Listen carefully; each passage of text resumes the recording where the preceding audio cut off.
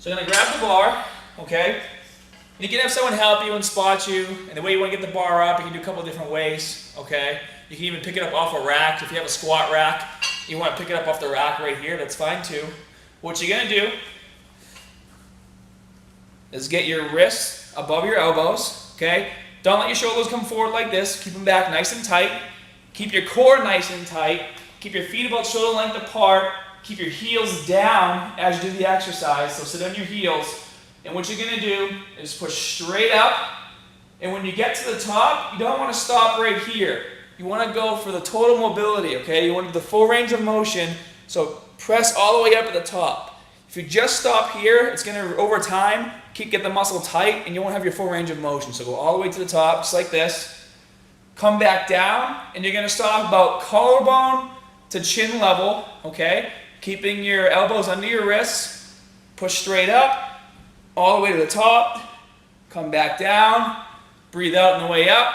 Just like this. Full range of motion, all the way up.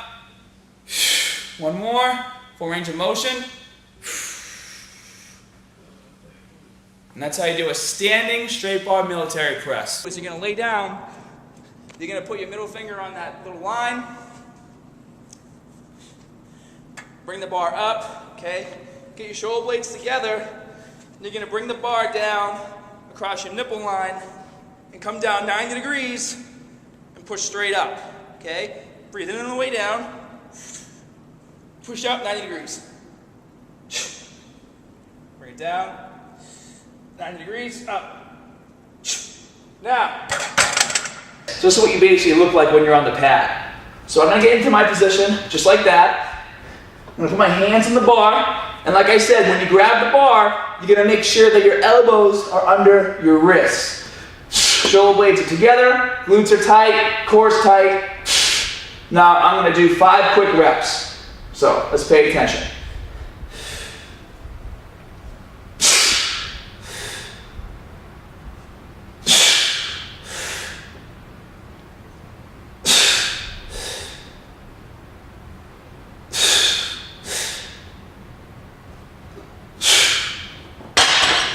Just like that. Now, first, I'm going to start with my feet shoulder width apart, feet close to the bar.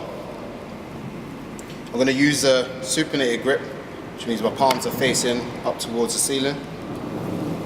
I'm going to grip the bar just outside my feet, around about shoulder width apart.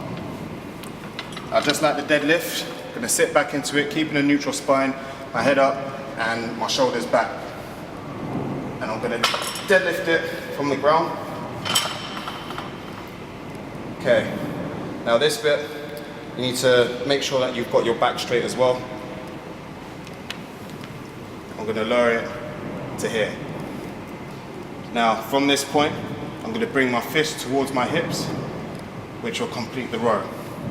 You want to exhale as you're bringing it towards you, inhale on the way down.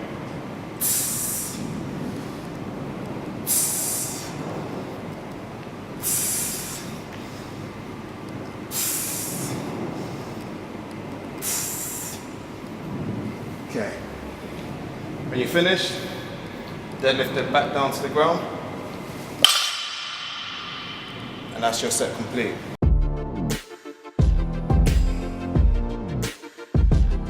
To perform a hip thrust, start with your legs under the bar, roll the bar towards your hips. As you place your feet flat on the ground, use your elbows to lift your upper body onto the bench, ensuring there's a straight line from your shoulders to your knees. Then lower your hips to an inch off the ground, then return to the start position and squeeze your glutes at the top.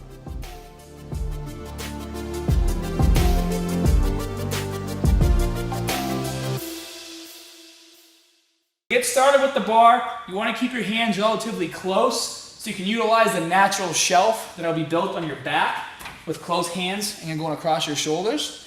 And whenever you pick the bar up off the rack, you want to get your whole body under the bar before you pick it up, because when you start to lift really heavy, you don't want to have 1 foot forward, 1 foot back and risk injuring yourself, okay? So what I'm going to do, I like to line up my thumbs on the edge of the grip of the bar and then swing them down to make sure they're even. And then I put the bar across my shoulders like this, get my whole body underneath, push up. So I can put my feet a little wider than shoulder width apart. And let my toes kind of stick out to the sides a little bit, just like this. I'm gonna keep my core nice and tight. I'm gonna try and keep my wrists straight, and I'm gonna flex my glutes, okay? So you're gonna come down, and then you're gonna explode up and breathe out on the way up. Just like this. Glutes tight, core engaged. Just like that. Down, up. Glutes engaged, core engaged, down, up. Couple more, down, up. One more. Ooh, just like that. Once your grip is set, you want to pack your lats by thinking about pulling the bar in close to you, which is gonna prevent the bar from drifting out in front of you as you lift. Now at this point, you wanna pull your lower back into a neutral position, creating a stretch in your hamstrings, and you'll wanna maintain this flat lower back position throughout the rest of the lift. A little bit of thoracic or upper back rounding is more acceptable and less dangerous. However, if you pull with a slightly rounded thoracic spine, just don't allow it to round further throughout the lift. With your hips still high and anteriorly tilted, you wanna take a deep breath into your gut, and at this point you have the lift fully set up and you're ready to initiate the pull. You wanna stand where your shins are about 1/2 inch behind the bar, with the bar roughly centered over the tongue of your shoes. And in general, you wanna use a stance slightly closer than shoulder width, which is gonna minimize the distance the bar has to travel and prevent your hands from moving out too wide just to stay outside your shins and straight ahead. So get down to take your grip by setting your hips back as you would in a stiff leg deadlift. And once you can't get your hips back any further, allow your knees to come forward slightly until your shins make light contact with the bar without knocking it forward. You want an overhand grip is probably the safest. It will also limit your true strength potential